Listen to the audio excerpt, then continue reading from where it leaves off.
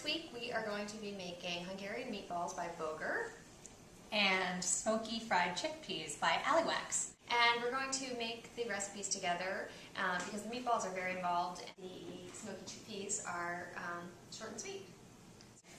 Should we start with the meat? Yes. Which is ground pork and ground beef. And I'm going to mix it together a little bit with my hands first so that it blends more easily with the other ingredients. So I'm adding eggs, lightly whisked, and pancetta.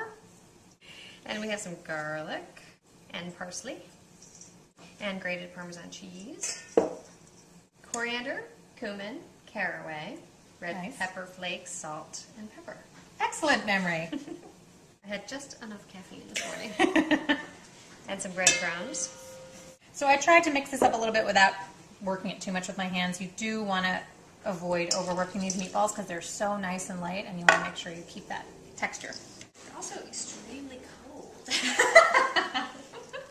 It's quite a wet mixture. It is. I think of meatballs as kind of like biscuit dough. Oh. Where you just want it Just to come together. Just come together and then you stop. Mm-hmm. Because you can sort of pull it together as you shape it. So now that we've gotten our hands a little damp, we're going to form the meatballs. My hands have already dried. So I'm just really gently shaping them. We have two different methods. We do. You're more of a roller. I'm a patter. Exactly. There they are. We're going to pop them in the fridge for at least half an hour to firm up. So I'm going to brown the meatballs. I heated some oil in a heavy Le Creuset pan, and I'm going to add them. And they are going to sizzle. Sizzle! There they are. They're cooperating. In the meantime, I'm just doing some more chopping over here for the sauce, which you actually end up making in the same pan that you brown the meatballs in, and then everything goes back in there and goes in the oven. It's actually fantastic. You don't get too many dishes dirty.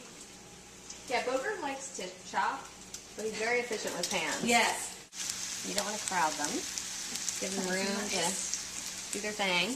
You know the meatballs are ready to turn when they start lifting up.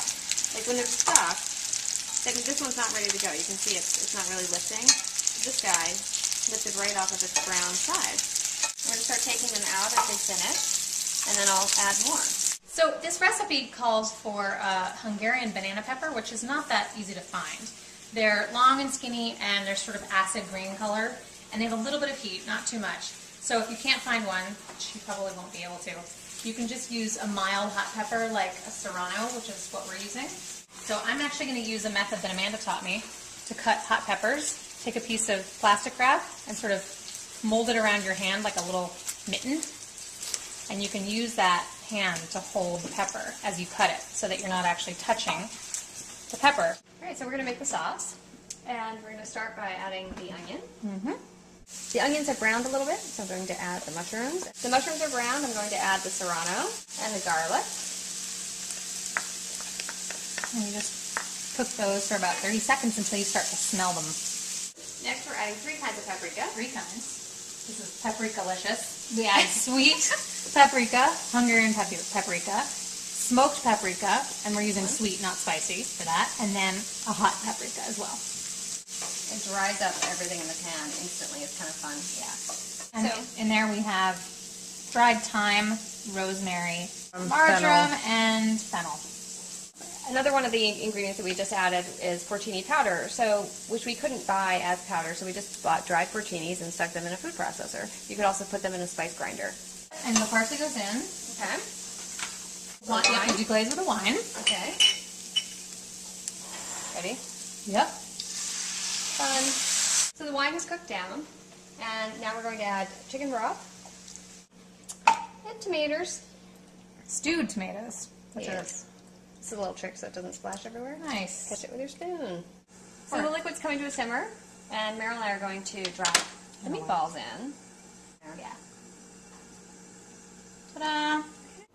The recipe doesn't say to cover the pan before you put it in the oven, but we assumed that that's probably what Boger meant because a braise is always covered, and otherwise you lose a lot of the liquid because it goes in there for quite a while.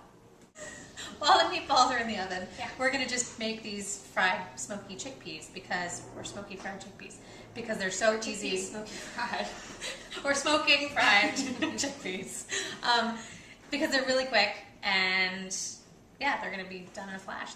I emptied out 2 cans of chickpeas and drained them very well. You want to get these as dry as you can because the less water that there is on them, the less they're gonna try and shoot hot oil at you when you fry them.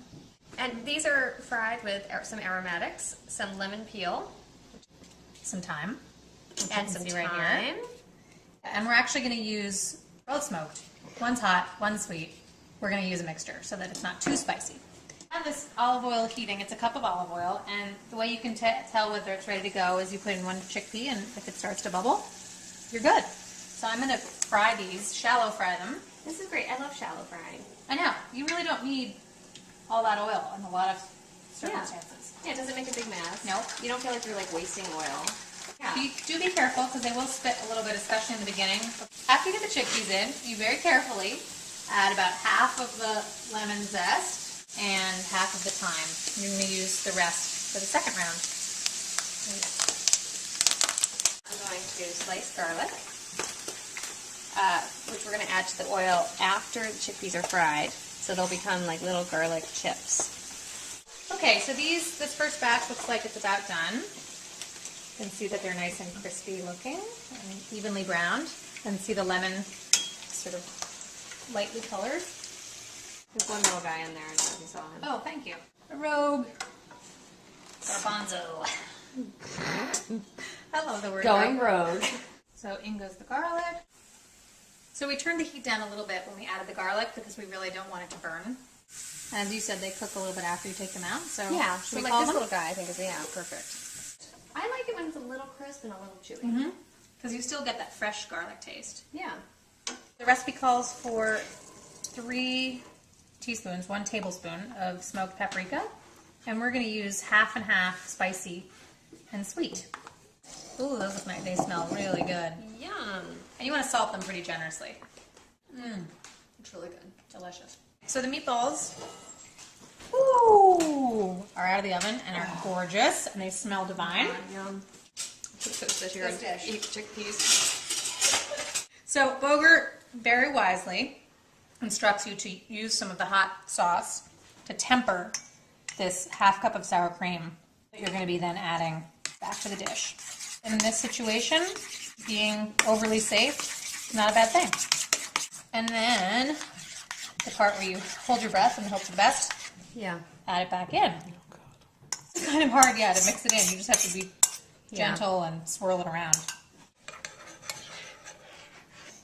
Here are our 2 finalists. We have smoky fried chickpeas, And Hungarian meatballs. and it's up to you which one is going to end up in the cookbook. Yeah.